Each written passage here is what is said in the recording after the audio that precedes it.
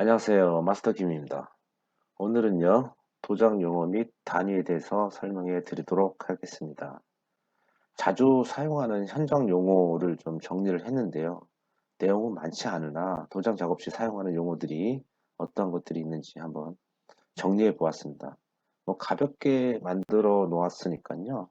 좀 들으시고 어, 재밌게 좀 보셨으면 좋겠습니다.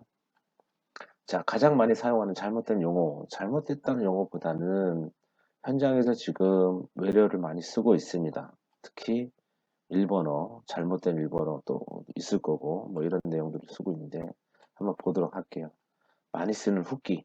후끼는 일본어로 불다라는 사전적 의미가 있습니다. 근데 이게 어떻게 스프레이건을 의미하는지는 모르겠어요. 스프레이건은 분사가 돼가지고 도장이 되니까 불다라고 해서 후끼라고 했는지 어쩐지 모르겠는데, 우리 예전부터 우리 도장 반장님들이 후기 좀 닦아라. 뭐 이렇게 얘기를 하죠. 그래서 후기는 스프레건을 의미를 합니다. 그 다음에 잘못된 말 중에 하나, 우라. 원래는 우라가 아니라 무라가 맞습니다. 무라는 얼룩이라는 사전적 의미를 가지고 있습니다. 언어로 얘기하면, 영어로 얘기하면 모틀링이죠. 그래서 이펙트 컬러를 도장할 때, 뭐 본넷 뒤에 우라가 잘 간다.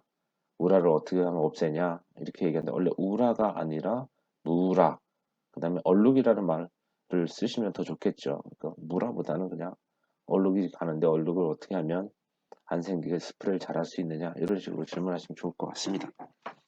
그 다음에 빠데. 빠데는 이건 좀 애매합니다. 원래 영어로는 fate라고 얘기를 하는데 이게 일본 사람들이 발음하면서 어떻게 이렇게 되는지 모르겠어요, 사실은. 그래서 빠데를 찾아보니까 일본에서 사전적 의미로 어떤 표면에 생긴 흠집을 메울 때 쓰는 악의 풀 같은 것으로 뻐티를 의미한다고 이렇게 돼 있어요. 뻐티를 일본 사람들이 빠데라고 그냥 부르는 것 같습니다. 현장에서 많이 쓰는 뻐티보다는 빠데 이렇게 의미를 하겠죠. 그래서 빠데보다는 뭐 뻐티를 좀 발라라 이렇게 올바르게 얘기를 하는 게 좋겠죠. 그 다음에 또 헤라 뻐티를 바를 때 쓰는 헤라는 말 그대로 주걱입니다. 일본어로 주걱인데 이거를 뭐 뿔해라, 고무해라 이렇게 표현하기도 하는데 그냥 저희는 야, 버티주고 어딨니? 이렇게 얘기하는 게 맞는 표현인 것 같습니다. 근데 워낙 뭐 입에 배있기 때문에 해라 좀 갖고 와라 뭐 이런 식으로 얘기를 하겠죠. 그 다음에 또 마지막으로 방, 샌디퍼이퍼 방수를 기준으로 하는 흔히 하는 말입니다. 그죠? 그래서 뭐 메쉬라고 표현을 하는데 이게 모양이 이렇게 생겨서 메쉬라는 표현을 하는 것 같은데 180, 뭐 220, 320, 400, 600, 1000, 뭐 이런 식으로 해가지고 방수 몇 방울 했습니까? 이렇게 얘기를 하죠. 근데 전문 용어로는 그릿이라고 얘기를 합니다. 그릿. 그래서 도장하는 그 영어권에 있는 사람들은 얘기를 할 때 그릿, 몇 그릿 이렇게 얘기하는데 그릿을 또 찾아보게 되면 어떤 광물질 같은 것들이 뭐 어디에 달려 천 같은 데 묻어 있어서 연마할 때 쓰는 것 이런 식으로 사전적 의미가 있습니다. 그렇게 이해하시면 좋을 것 같습니다. 그 다음에 도장 용어 및 단위에 대해서 설명해 드리도록 하겠습니다. 우리가 막 가장 많이 얘기하는 거, 몇 마이크로미터, 몇 마이크로미터 이렇게 얘기를 합니다. 그죠? 몇 마이크로미터. 이거는 100만 분의 1미터입니다. 미터로 환산하게 되면. 그 다음에 미터를 다시 센티미터로 환산하게 되면 만 분의 1cm. 그죠? 1미터는 100cm니까 그렇죠. 그 다음에 센치를 다시 밀리미터로 환산하면 그죠? 1cm는 10mm니까 1000분의 1mm입니다. 아마 우리가 밀리미터로 하면은 좀 이해가 될 거예요. 센치나 이런 것도 또 그렇지만 밀리미터는 눈에 익숙해질 겁니다. 그래서 1 마이크로미터는 1000분의 1mm다. 이렇게 이해하시면 좋을 것 같습니다. 그래서 밑에 사진을 보시게 되면 대표적인 OEM 수용성 벤트 시스템 도막 구조 이렇게 해서 저희가 예전에 만들어 놓은 자료인데 자동차 생산 라인에서 각각의 그 코팅을 해서 최종 파이널 상도까지 코팅했을 때 도막 두께를 살펴보면 이렇게 되어 있습니다. 전체 도막 두께가 뭐 거의 100이죠. 100에서 130 마이크로미터 정도 된다. 이렇게 되어 있습니다. 근데 사실은 이것도 저희가 차체 그 부위 번네트라든지 A필러라든지 펜다라든지 이렇게 찍어보면 조금씩 오차들은 있어요. 그래서 딱 얼마인데 이렇게 얘기 안 하고 이런 식으로 표현을 하겠죠.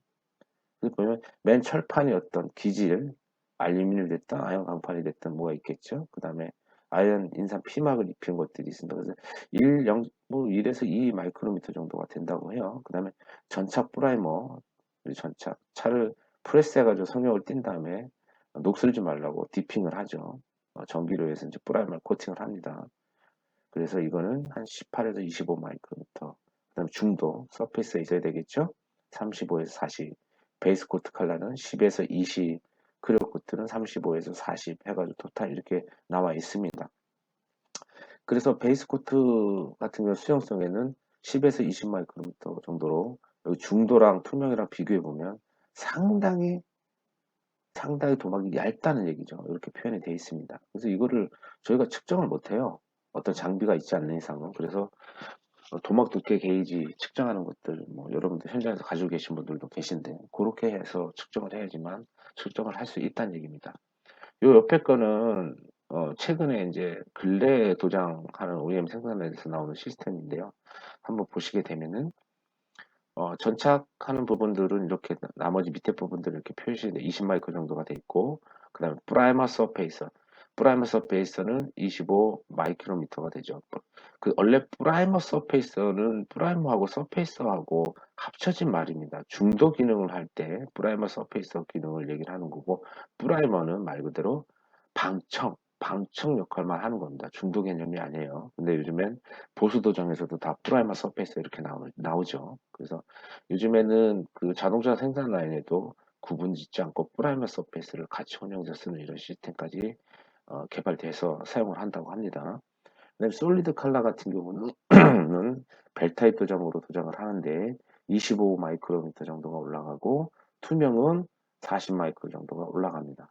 메탈릭이나 이펙트 컬러 같은 경우는 좀 구분되어 있죠. 나중에 얼룩 방지하고 하는 것들이 있기 때문에 도장하는 방법을 뭐 벨 타입이나 롤 타입 뭐 다른 것들로 이렇게 구분져서 하기도 합니다. 그래서 보통 토탈 20 이것도 20 마이크로미터 이내 정도로 도장이 되고 그 다음에 그 위에 똑같은 투명을 사용했을 때 40 마이크로 정도가 올라가겠죠.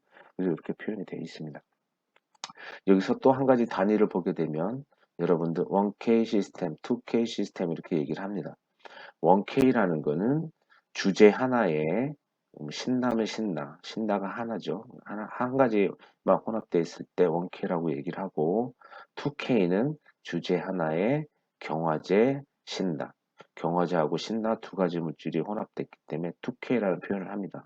원래는 컴포넌트 결합시킨다는 얘기를 컴포넌트에 C가 맞는데 K로 표기하는 거는 독일, 독일도 컴포넌트 할 때 K로 표시를 합니다. 그래서 그쪽에서 온 말인 것 같습니다. 그래서 K로 표현을 하고 있습니다. 그 다음에 여러분들이 가장 많이 사용하는 여과지. 참 요거 헷갈립니다. 그죠? 요거 정리 안 하면 이게 뭐 어떤 게 더 고운 건지 헷갈릴 때가 많아요. 그래서 마이크로미터와 메쉬. 마이크로미터는 넓이 다니니까 앞에서 설명을 드렸고 메쉬가 중요한데 메쉬하고 마이크로미터 이거 어떤 데는 여과지를 뭐 메쉬로 얘기해서 판매하는 데가 있고 마이크로미터로 얘기해서 판매하는 곳이 있습니다. 그렇기 때문에 수용성 여과할 때 몇 메쉬 써요 하고 또 어떤 좀 수용성 하는데 몇 마이크로미터 써요 그러면 뭐 헷갈립니다. 그죠? 헷갈려요. 한번 보도록 할게요. 사전적인 의미를 찾아볼게요. 메쉬는 체의 임의의 철사의 중심으로부터 정확히 1인치 내 몇 개의 체의 눈금이 존재하는가를 나타내는 단위이다. 이렇게 되어 있습니다. 쉽게 생각해가지고 여러분들 그물망 혹은 베란다 방충망 이런 거 있죠. 베란다 가면 방충망 있죠. 방충망 보시게 되면은 거기 이렇게 망으로 되어 있지 않습니까? 그러니까 인치 내에 그 망으로 된 체의 눈이 몇 개가 있는지를 확인하시면 되는 거예요. 그 기준이 되는 겁니다. 그죠? 그래서 오른쪽 사진, 오른쪽 밑에를 보시게 되면 메쉬하고 마이크로미터를 구분져 놨어요. 메쉬는 숫자가 커지면 커질수록 더 곱다는 얘기예요. 왜? 인치 내에 그 망이 천천만 개, 만약 100개 있다. 150개 있다. 그럼 100개짜리, 100메시짜리하고 150메시짜리하고 어떤 게 더 곱겠습니까? 150메시가 곱겠죠. 50개나 더 들어가 있으니까. 그 다음 마이크로미터는 여기 보시면 저희가 자료에서도 수용성으로 사용할 때 여과 능력은 125 마이크로미터다 이렇게 표현했죠. 아까 말씀드렸을 때 그죠? 1000분의 1mm지 않습니까? 그럼 125를 나누기 1000 하게 되면 어떻게 됩니까? 0.125mm가 되는 거죠. 0.125mm. 그래서 마이크로미터 같은 경우는 그죠? 숫자가 낮을수록 더 곱다는 얘기입니다. 숫자가 낮을수록 곱고 메쉬는 숫자가 높을수록 더 곱다는 얘기가 되겠죠.